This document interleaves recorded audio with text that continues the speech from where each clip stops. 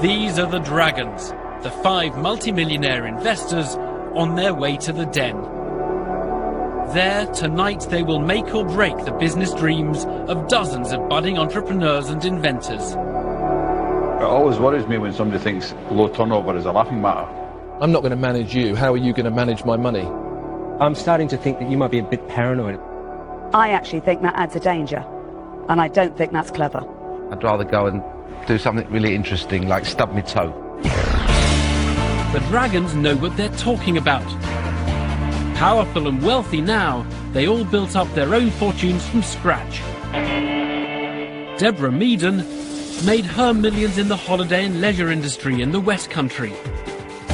Duncan Bannatyne is a Glaswegian entrepreneur whose £170 million empire includes health clubs, hotels and casinos. Theo Paphitis is a retail magnate who's transformed the fortunes of high street brands like Ryman, Licenza, Partners and Contessa. Richard Farley is based in Monaco and made his fortune as an investment banker and hedge fund manager, and he's now a prolific investor in UK startup companies.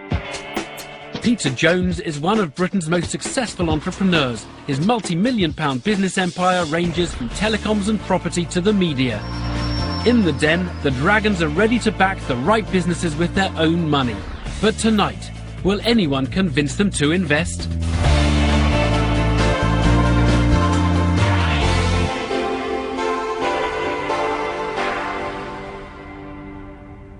Welcome to the Dragon's Den, where aspiring entrepreneurs have come to pitch for much-needed cash they believe could transform their businesses and make them millions. Our Dragons are prepared to invest their own money, but only in the ideas they think will make money. So, will our first entrepreneur to enter the den persuade the Dragons to part with their cash? Remember, the rules say he has to get all the money he asks for, or he gets nothing at all.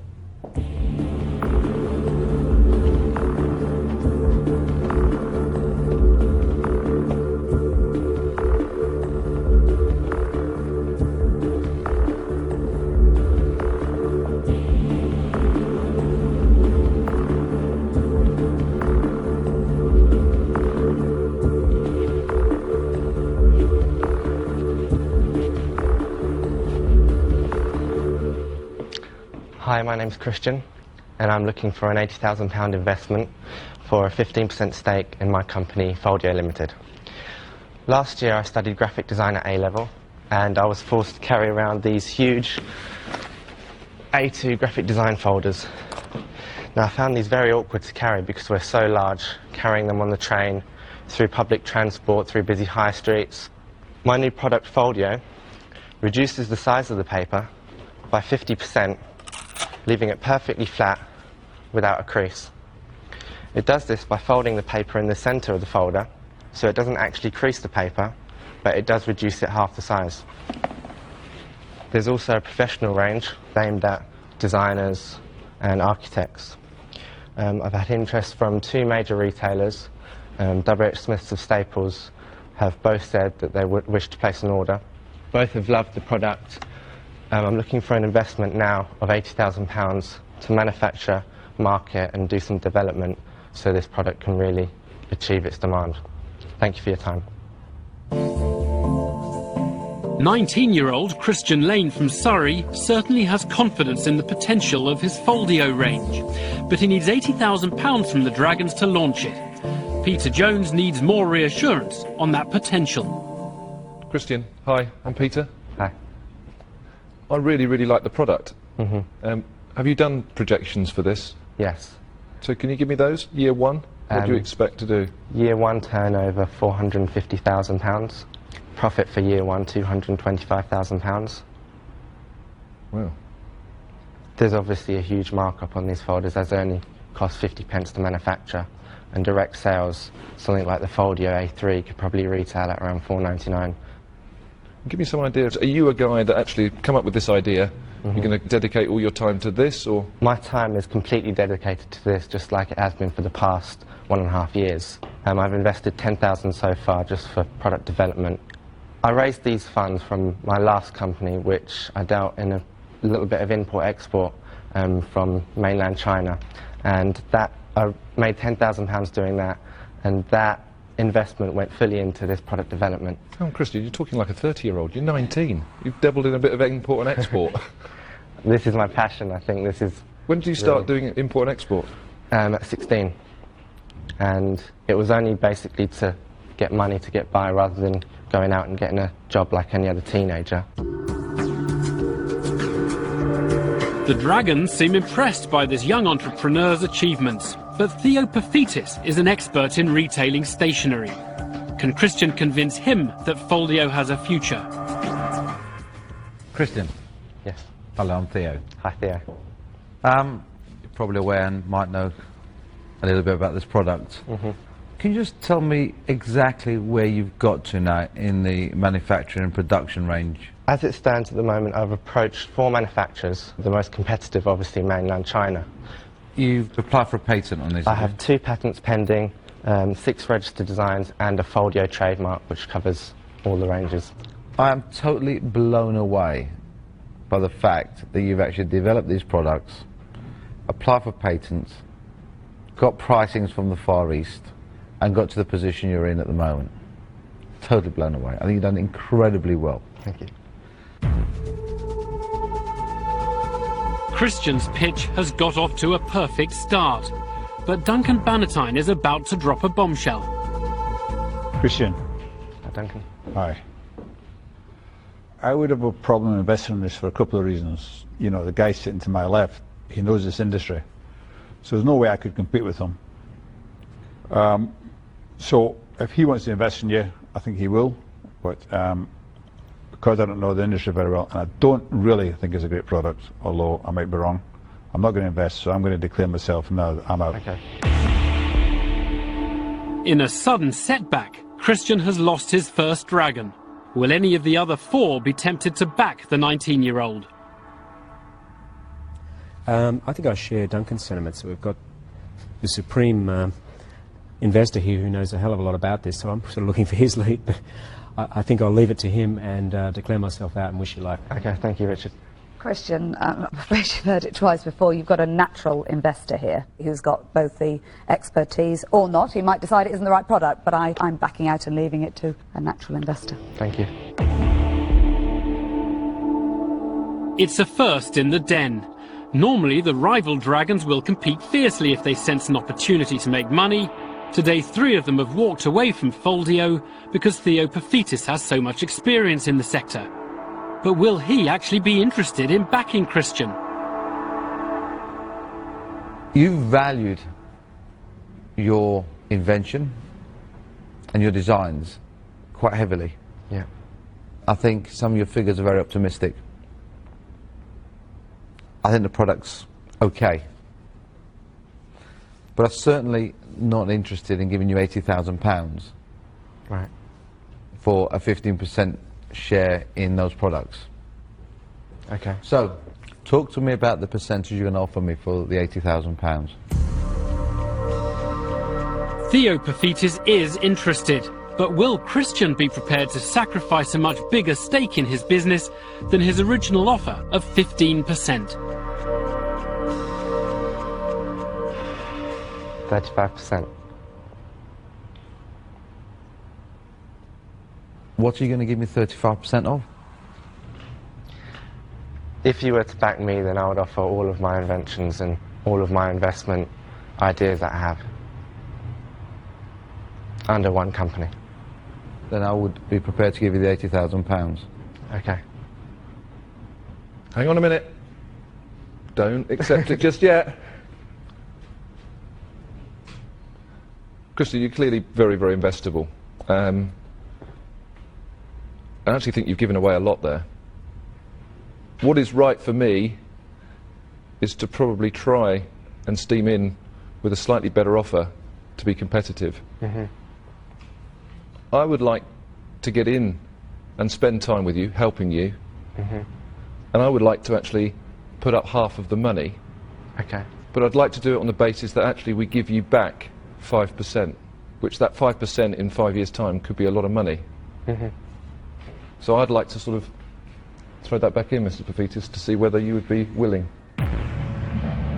It's a dramatic intervention. Peter Jones and Theo Paphitis have invested together in the past, but will that sway the retail magnate when he's being asked to split the deal and reduce his equity stake? Do you know what? When I invest and I work with people, it's really for me to show my generosity depending on their performance. I don't actually like that to be dictated to by anybody else. I didn't negotiate with you because that was a figure that you felt comfortable with, and it's important for me that you feel comfortable. And in any working relationship, that's exactly how you work. I'm quite happy to stay with my original offer to you, which is I'll give you the £80,000, I'll support you, I'll mentor you, I'll put this product to the market quicker than anyone else, and develop your product range. Thank you very much. I'd love to accept your offer, Theo. Well done. Thank you. Well done, mate. Christian has done it, and he leaves the den minus 35% of his business, but up £80,000 and one highly experienced investor. Have you ever seen a 19-year-old stand in front of you? He's excellent, he's I excellent. employ people, pay them a fortune to get to those stages, and this guy just turns up, 19-year-old, and has done all that.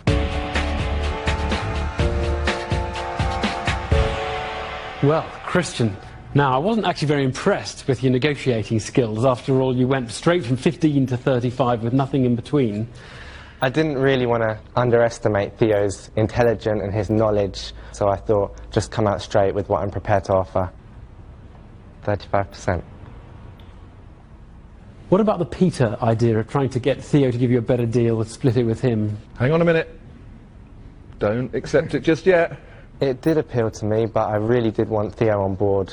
Theo's always been an idol and a role model of mine, so it's amazing that I get to work with him in the future. We really wish you were very well. Thank you very much. Very well done. Thank you.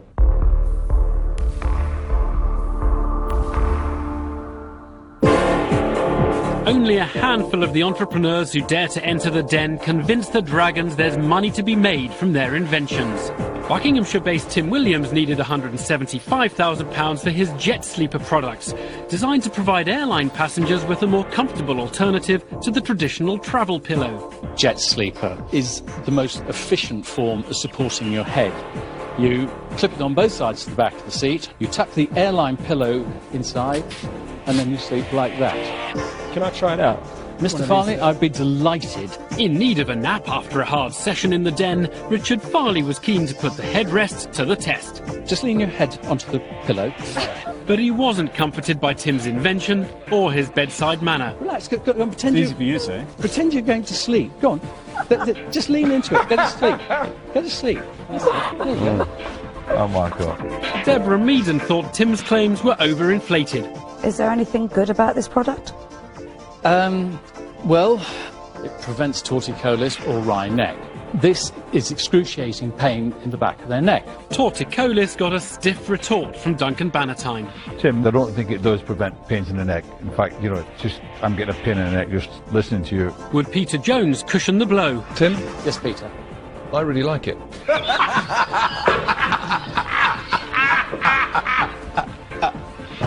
I like it because it's a great example of a demonstration of a product that is totally uninvestable. That's why I'm out. Many entrepreneurs put huge values on their businesses, which they then fail to justify in the den. Gavin Wheeldon from Greater Manchester is looking for a £250,000 investment, but offering just 4% of his business in return. Will he be able to convince the dragons his idea is worth the money he's after?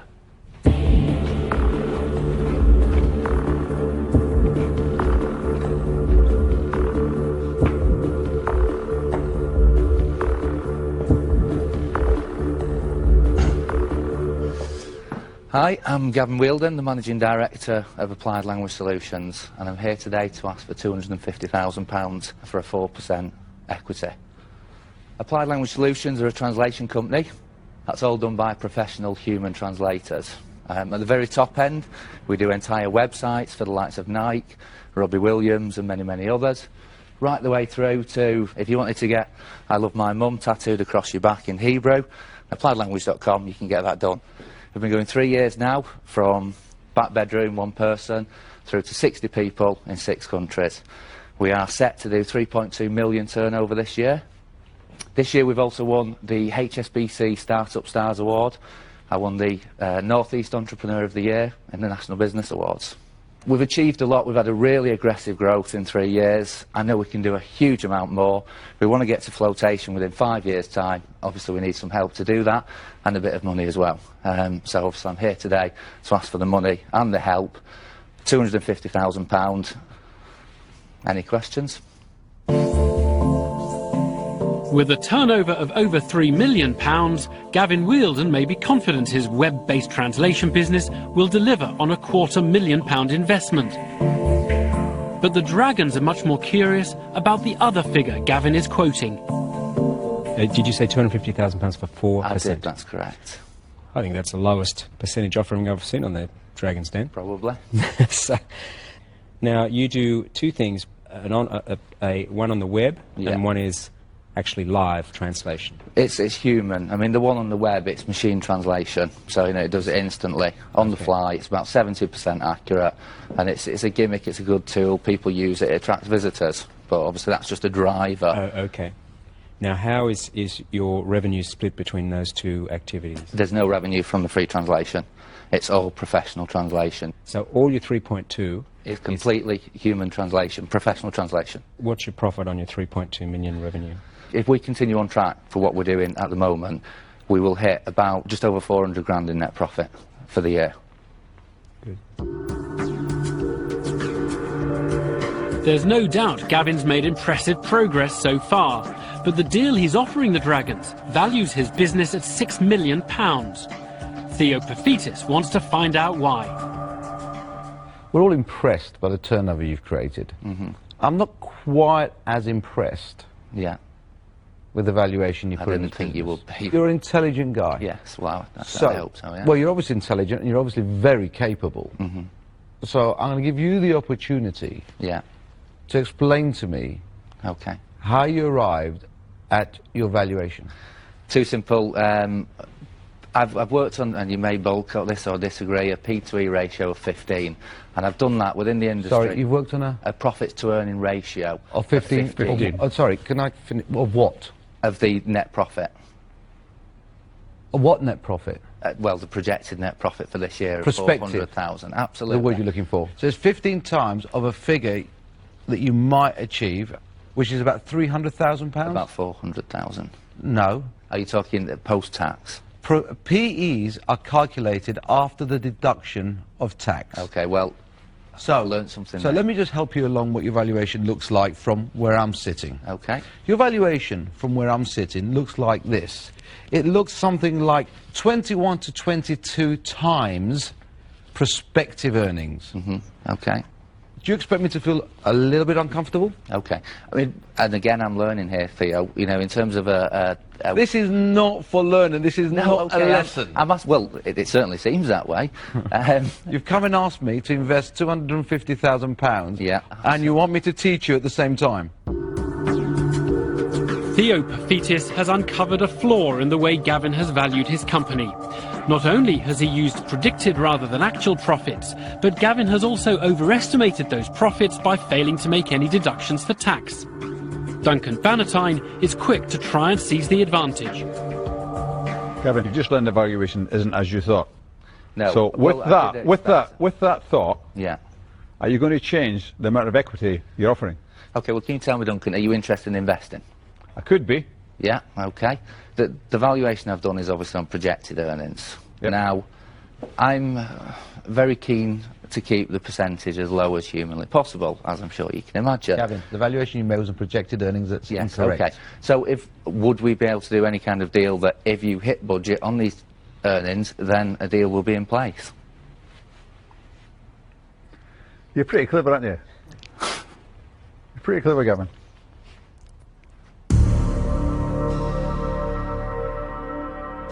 Gavin's adopting a high-risk strategy. Rather than increase the equity on offer, he's now predicting inflated future earnings to try and convince the Dragons that his original calculations can still hold true. Peter Jones has heard enough. Gavin, can I tell you where I am? I don't see how £250,000 at anything like the sort of percentage rates that you're offering is going to give a return. Okay. Well, in terms of the return, and this is, again, maybe you're going to all dive on and rip me apart, but my intention is within 5 years to float for 60 million. So the 4% will give a 2.4 million return. Flotation for me is not the route. Your route is clearly a merger or a private sale down the line. But when you've got a balance sheet the way you are at the moment, and your projected earnings of 200 to 300k, your business isn't worth £5 or £6 million. The bottom line is, what you're asking for, the risk is far too high for an investor. Okay. So I'm only out on that basis. For me, I actually do believe you've got a good business. But everything that shines is not always gold. As a risk-reward ratio for me, doesn't stack up. Okay. You haven't excited me. And those are the reasons why I won't be investing. So I too am out. Okay. Thank you. Gavin's in trouble. He's lost 2 Dragons in quick succession. Duncan Bannatyne decides it's time to show his hand. So I've come to evaluation Okay. that I would be interested in investing in your company in. Okay. It's very risky, so I wouldn't invest all the money. Okay. But I'd invest £125,000 of my hard-earned money. Yeah. But for that £125,000, I'd want 9% of your company. Duncan Bannatyne has offered Gavin half the money.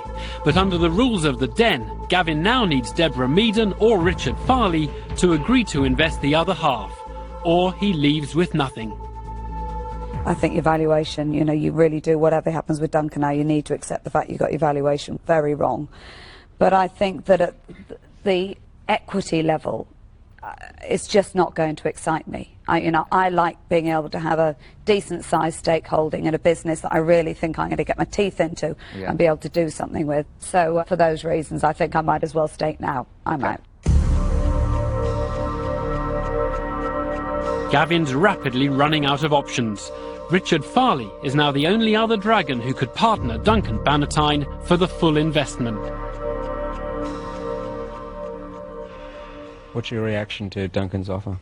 No reaction yet. Cards to the chest, if you don't mind, Richard. I'll tell you where I'm at. This business is a copycat business. It's an extremely competitive area, which is only going to get more competitive. Yeah.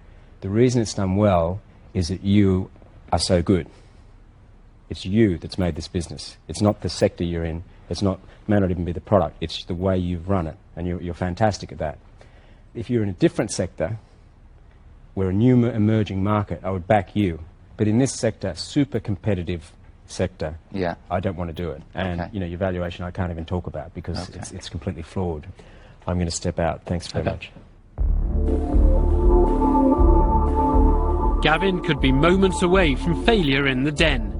His last hope is that Duncan Bannatyne revises his offer up to the full £250,000. I'm very disappointed that Richard pulled out, Gavin. Yeah. I think you'll probably prove all the Dragons wrong, even me. You'll probably prove my evaluation too low and them all wrong. And I think you do tremendously well. But I'm sorry because I can't get somebody else to come in with me. No, that's fair enough. I have to also say I'm out. Yeah, but I appreciate it. Best of luck. Yeah, thank you very much. Gavin's fallen at the final hurdle. In the end, his high-risk strategy of offering such a small stake in his business drove too many of the Dragons away from a deal. He's going to make a lot of money and prove you're wrong. I'm sure he'll make money. He won't prove any of us wrong. We all said he'll make money. Because none of us said it wasn't a good business. You haven't listened to a word any of us have said. You've been so engrossed in your own little world. I never do listen to what any of you say. I know, so maybe if you tried, you'd hear we all said he'll make money. No. We had our own reasons for not investing in him. I'm not Why even didn't you going to invest think in about listening to you.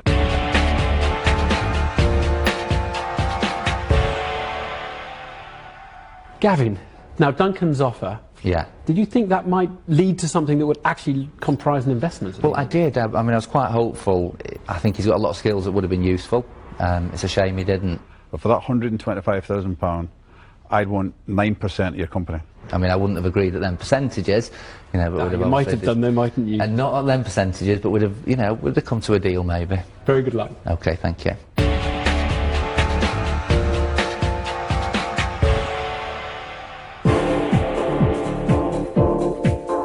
The Dragons are confronted with an extraordinary variety of business ideas and inventions in the den, and with no prior warning of what to expect next. Twist. Oh, he's pretty good. Sandra Johnston Murphy came to the den looking for £70,000 for her Swim Light Aquamum, designed to offer pregnant women extra support.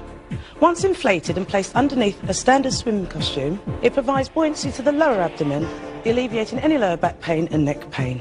The Dragons were initially blown away by Sandra and her product.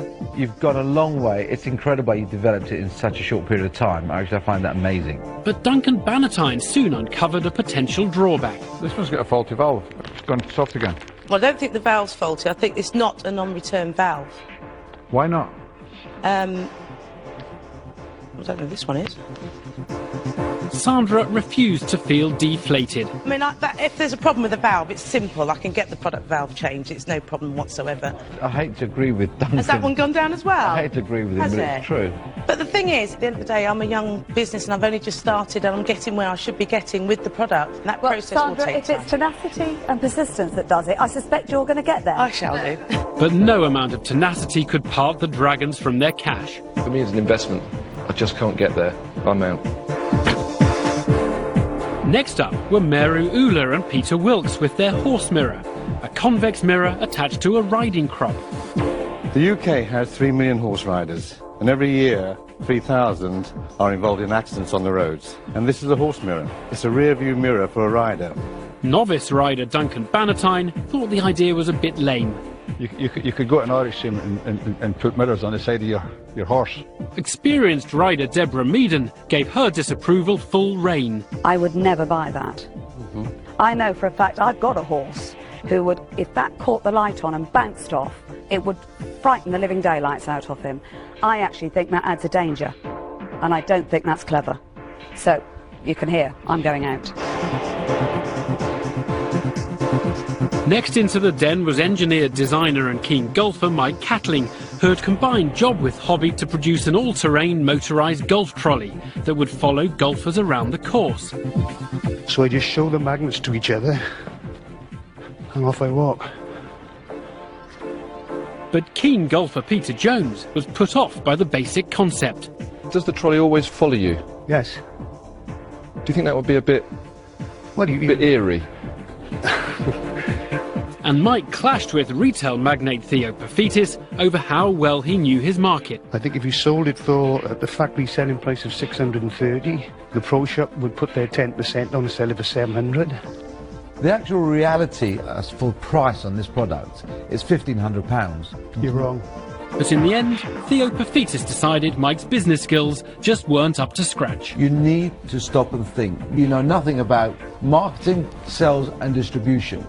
Well, maybe it's about time that you did. I'm out. So far today, the Dragons have backed just one business. Will any of these entrepreneurs succeed where so many have failed? It's ridiculous. You haven't invented anything. You don't really, forgive me, have a clue. How do you expect anyone to invest in you? I don't want to invest, you know.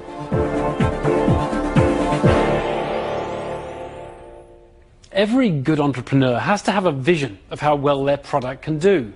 But good investors have to think about the things that can go wrong.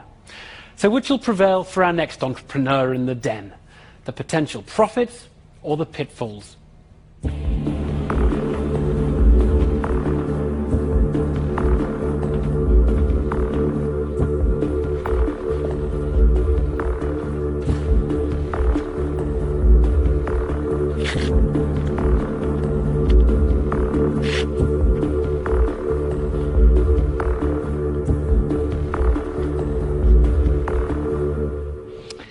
Hello, my name is Anna Dixon and I'm the creator of Mummy Mitts. I'm here today to secure an investment of £40,000 in return for 20% of my company. When I was first out pushing my daughter in the pram, I used to get freezing cold hands in the winter. So of course I would just put a pair of gloves on. But then that became an issue in itself because I had to constantly take my gloves off to see to her needs and my needs.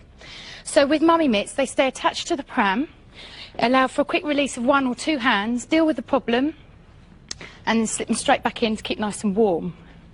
The most unique thing about them is they fit any pram, buggy or pushchair. As far as I know, there's nothing else like this out on the market at the moment. We've patent pending at present, and mummy mitts is now a registered trademark. The pram market last year was worth 205 million and is set to be worth 246 million by the year 2011. We've been running since October. We've already sold 200 mitts and we have a major high street retailer who's interested in looking at them for this year. Thanks for listening, and if you have any questions, don't hesitate to ask. It's a clear, confident pitch by Anna Dixon from Essex. She wants £40,000 for a 20% stake in her innovative pram gloves. And father of 5, Duncan Bannatyne, is keen to start the questioning. Thank you, Anna. You say you've sold 200. Yes. Over what period? Since we started trading in October, the winter wasn't very favourable to us and it didn't really start till November. So I would say from the end of November we sold 200 mitts. So how have you been selling them? I have sold them through our own internet site. So you're selling most of them through the internet? Yes.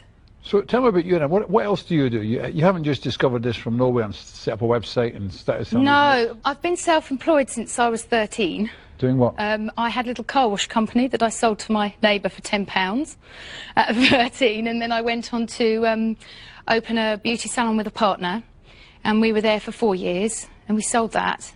And then I went on and opened a beauty salon on my own for 6 years. I sold that, set up a taekwondo business for 2 years, and I've just sold that to concentrate on this. Serial entrepreneurs like Anna are often popular with the dragons. Theopophetis is intrigued enough to want to inspect the mitts more closely.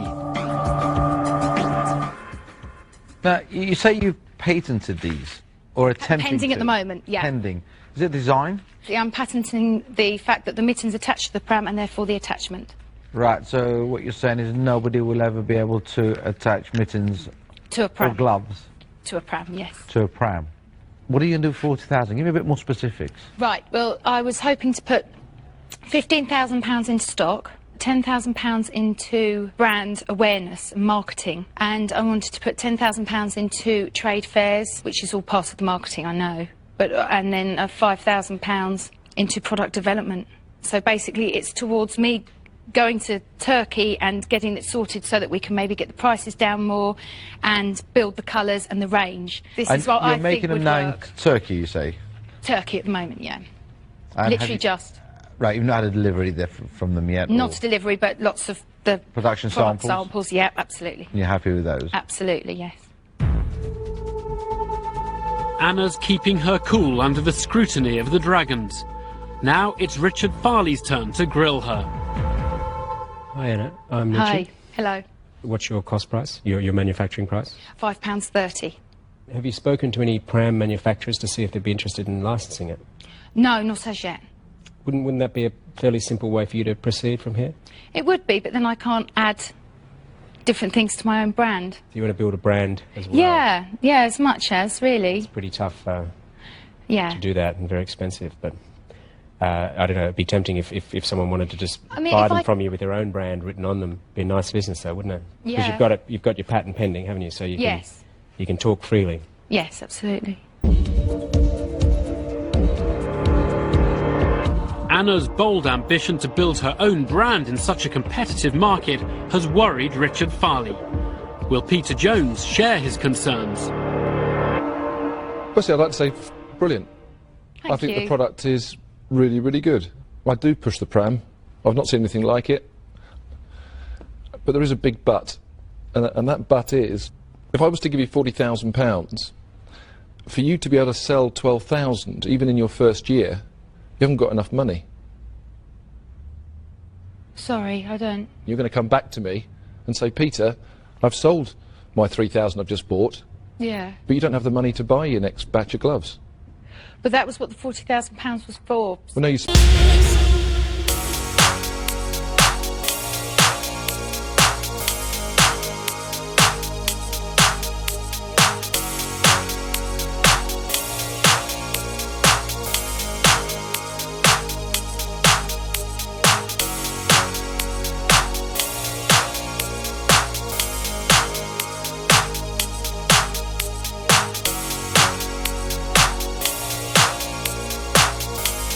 spent it.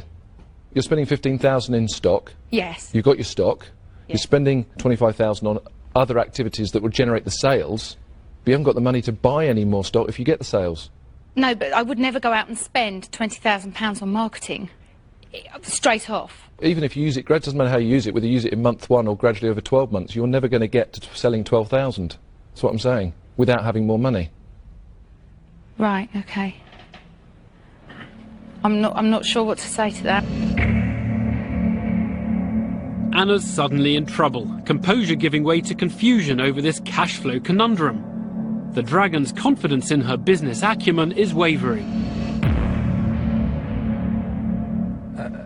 Peter's giving you the first test that you're going to have to come across in running this business, other than just creating that glove. And your answer has been... What was it? I didn't know. I haven't got the answer to that. Right, well, why don't you try and work out... Peter knows the answer, by the way. And he's hoping that you're going to give him the answer back, because there is an answer. To ask for more money? No, no, that's not. That's not the one he was after. But it's a bad one. That's not the one he was after. But if you don't know the answer, how do you expect anyone to invest in you? I'm honestly trying to work out what you're saying, and I can't get my head round it at the moment.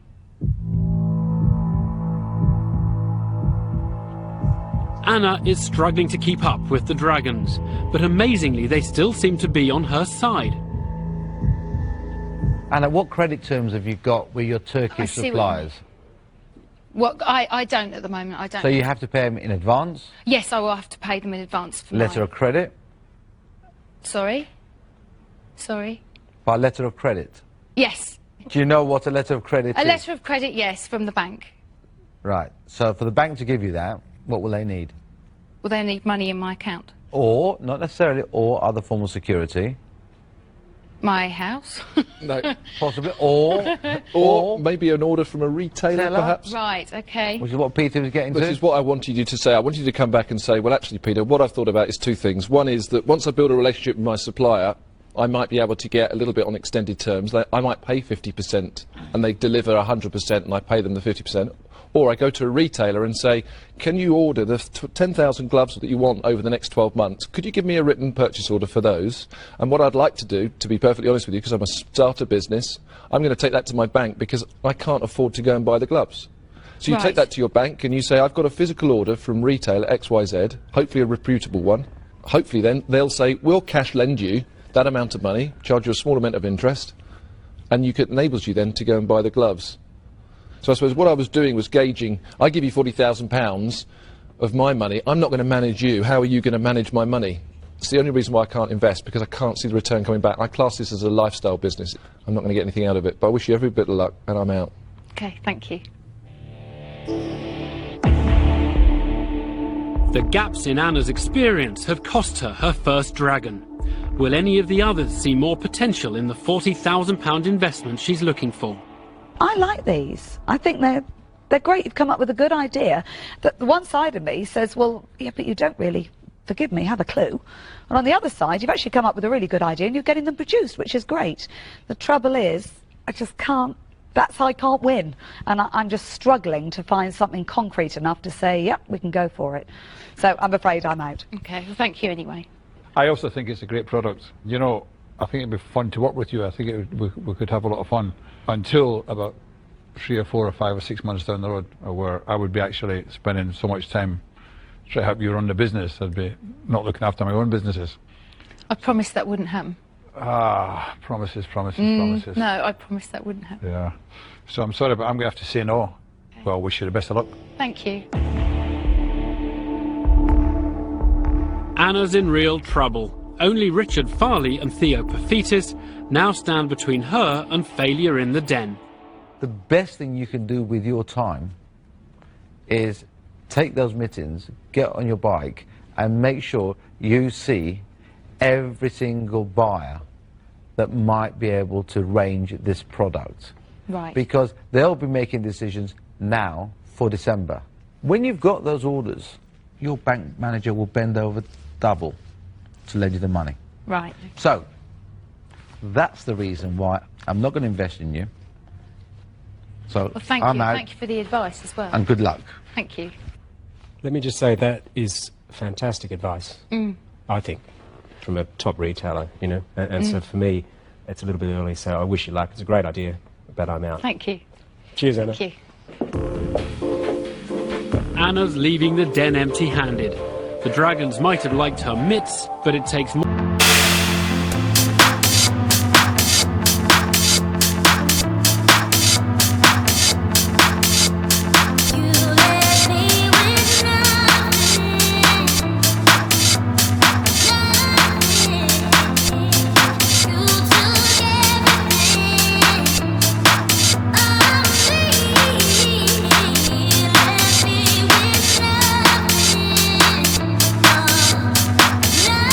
More than that to persuade these hard-headed investors to part with their own cash. Was she a lovely person? She was actually. She was lovely. Very She nice. was. That's why you all tried to help us so much. No, Deborah, we try to help because we're nice people. Absolutely. You should try it. I did once, Duncan.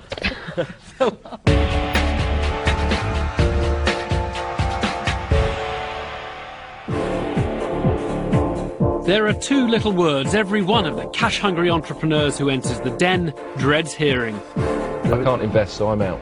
I'm out. I'm out. I'm out. I'm out. Glaswegian aircraft engineering consultant Jack McGinley needed £75,000 for the business he had built round his inventive high-visibility workwear. If I could have the lights dimmed for a minute or two, I'll show you how the thing works.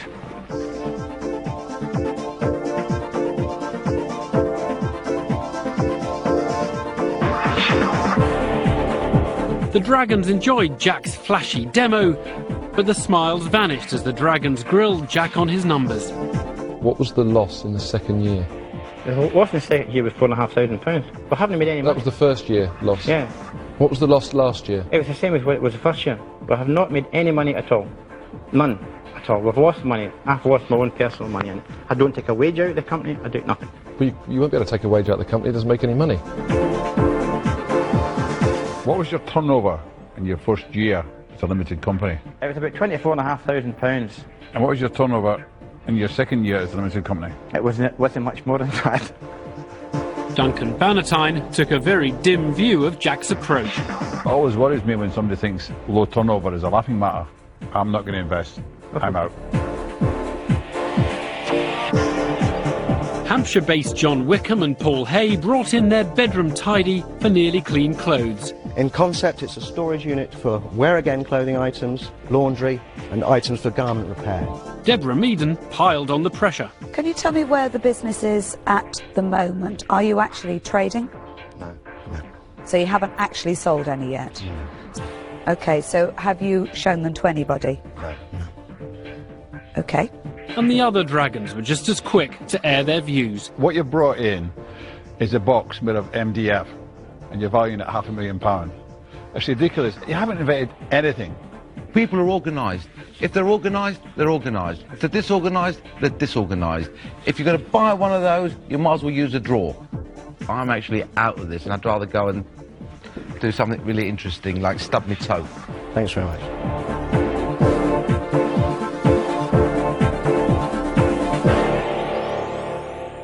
Firefighter turned entrepreneur KC Jones from Staffordshire is looking for £100,000 of investment in his latest project. But as always on Dragon's Den, he'll need to get all the money he's come for, or he'll leave with nothing at all.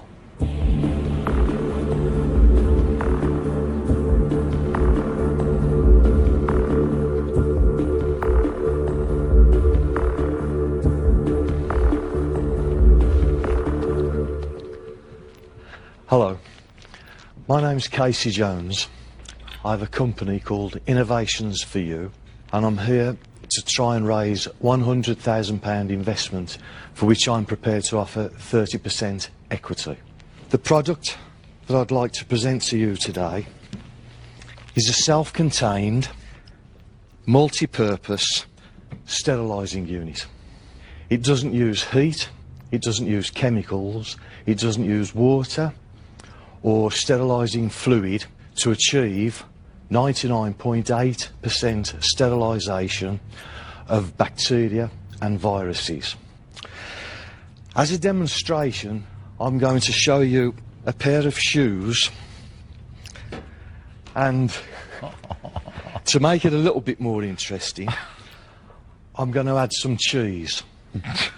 Both shoes and cheese smell because of live bacteria. Is this going to involve sniffing shoes afterwards, If Mr. you want Jones? to. I'll get the cheese at the back. What's actually occurring in there is quite high technology. It's the same technology that the spacecraft use, both the Russian Cosmos program and NASA. And it's nano-silver technology. Now, we've known for thousands of years that silver has strong antibacterial properties. What we're actually doing here is breaking silver down into nanoparticles and bombarding the inside with nanoparticles. Now, because it doesn't use chemicals, you can actually put anything in this machine, from babies' bottles, electrical equipment, and it will sterilise it. Because I'll be talking of shoes, I started off with podiatrists and chiropodists. I only actually started selling this just over 2 months ago, and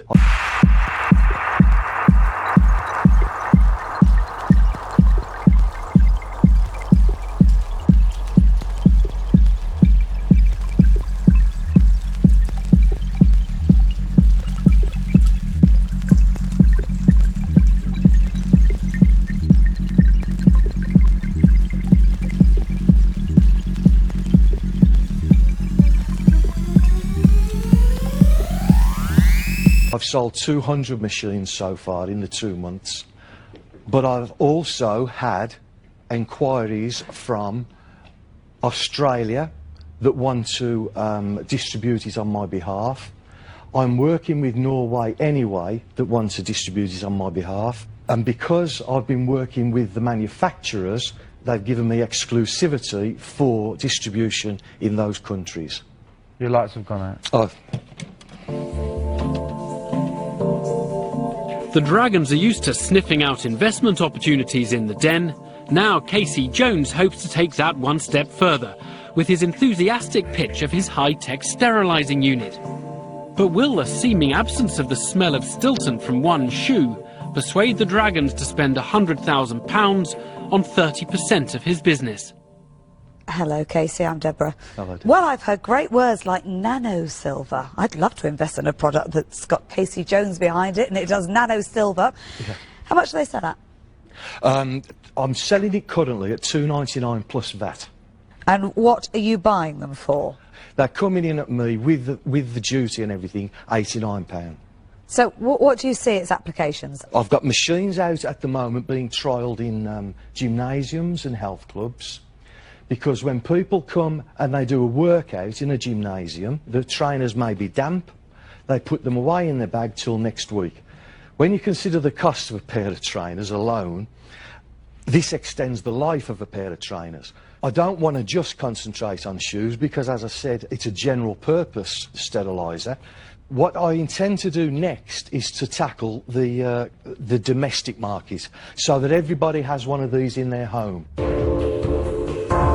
Casey is clear and confident on his numbers, but Theo Pafitis wants to know how unique the technology really is. Is there other people manufacturing these type of machines other than the people you're buying from? No. Are they covered by any patent? They are in, yeah, the manufacturer is fully covered.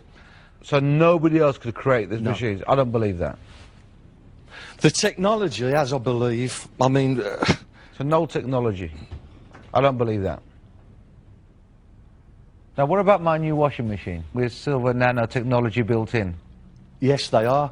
They're trying to get silver nanotechnology. They're not trying. They're done. They are doing it. Yes, that's right. Because it's the in thing. Other people must be able to produce these machines. Is that not correct? If you don't know, say, I don't know.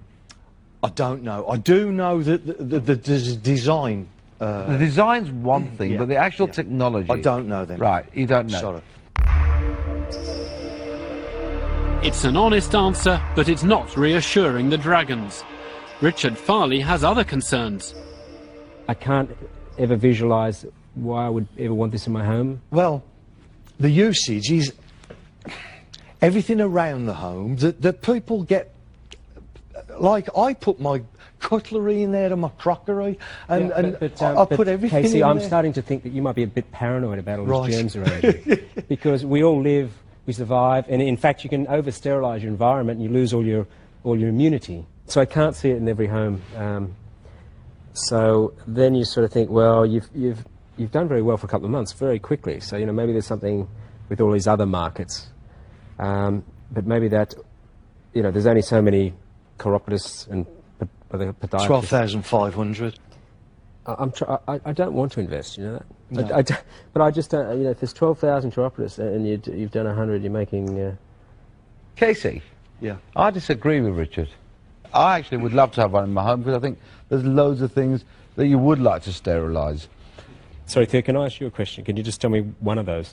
Well, we talked about cutlery, we talk about food, children's clothing, other things around the house that need cleaning. Cats. Spectacles? Cats? Yeah, things that they use. Cats and dogs.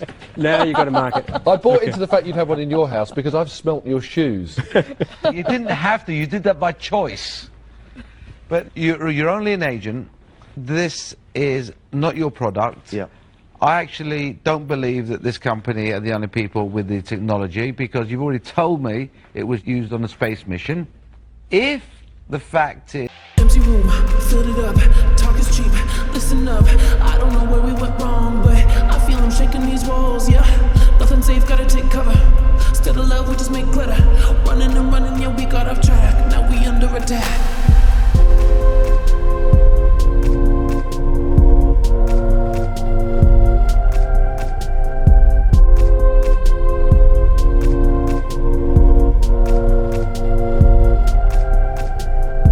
That other people can produce these machines.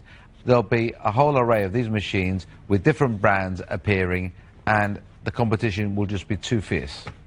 And those are the reasons why I won't be investing. Sorry, Casey, I'm out. Thanks.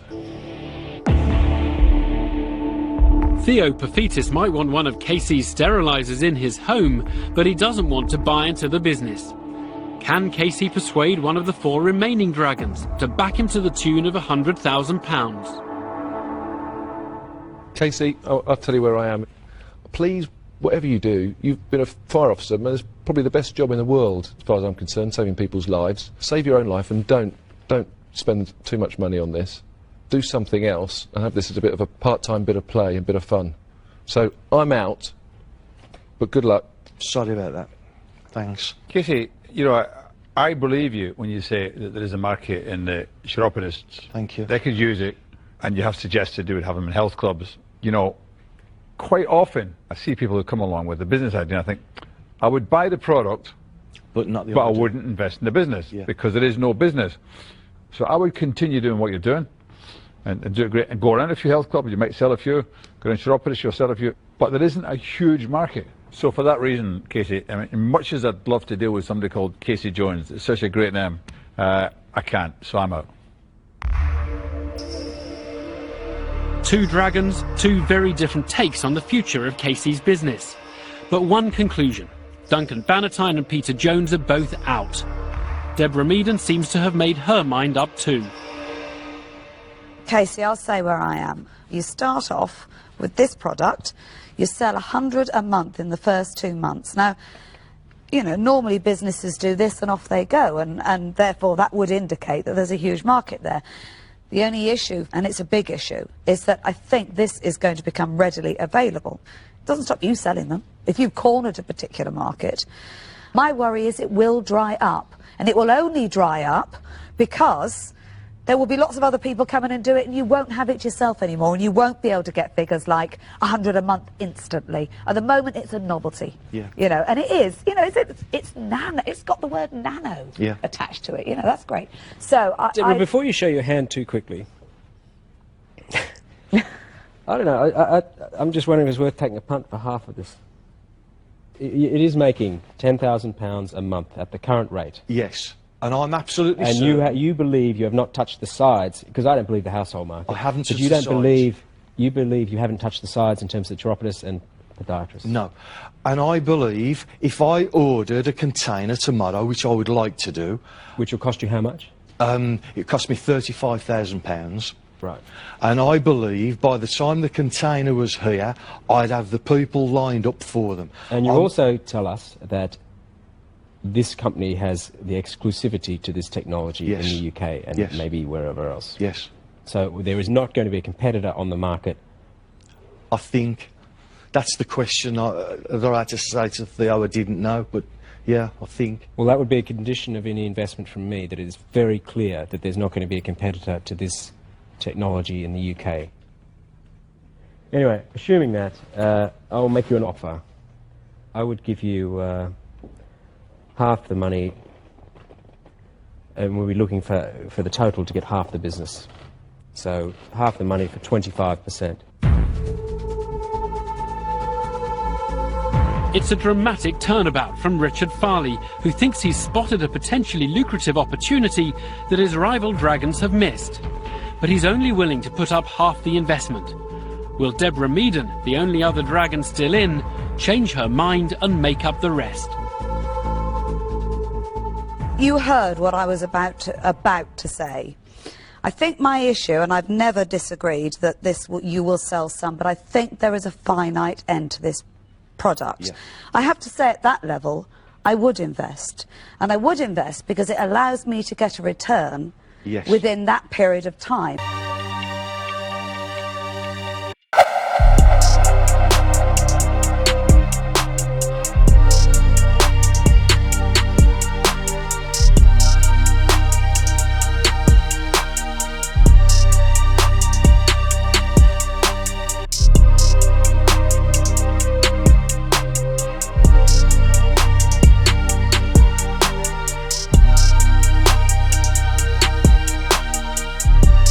And then I don't have to worry about what's going to happen in 5 years' time, or 2 years' time, or 3 years' time. So I would be prepared to invest at that level and offer you £50,000 for 25% of the business. Casey has an offer for the full £100,000 he came for, but the Dragons are demanding half of his business in return, not the 30% originally on offer. 50's a huge chunk. I mean, yeah, but Casey, you know how it is. You know, things go wrong. You know, businesses fail. You know, when you're down on your the patent falls and over. Casey, to be perfectly honest, I was about to go out, and the reason I was, and I explained the reasons why I was. There is a huge risk to this product becoming well, not obsolete, just flooded. 50%.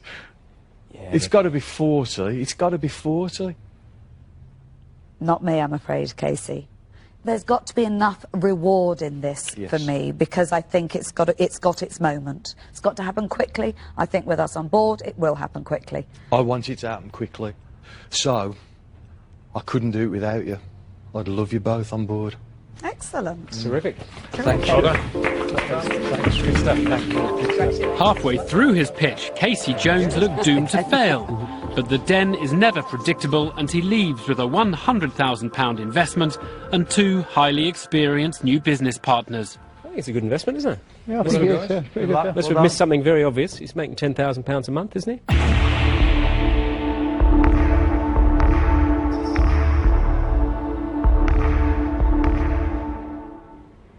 Well, Casey, I didn't think you were going to get that, did you? No, I certainly didn't when they all started dropping out. I don't know. Deborah was about to go. Deborah, before you show your hand too quickly, I'm just wondering if it's worth taking a punt for half of this. Now, the weakest bit was when Richard was asking you what you use this product for, and you didn't actually have that many great ideas around the home, did you? I've got a list 2 pages long. But you weren't telling us what that was on that list. I just dried up on that completely. Yeah. So look, you've given away 50%. Mm-hmm. 50%. Yeah. It's got to be 40. It's got to be 40. You feeling happy about that, or are you feeling? I've won 2 dragons. That's what I'm happy about, and that's going to make a difference in my company. But you've still got to prove to them that there aren't going to be other competitors to that product Absolutely. in the UK. You're confident of that, right? Absolutely confident that I can get there. I can reach the finishing post before they've taken off. Okay, well, very, very well done. Thanks very much. Casey. Thank you.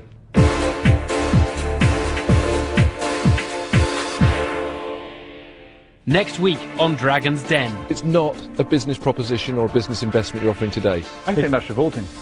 Could you just tell me the terms of the contract? Is it investable for me? No.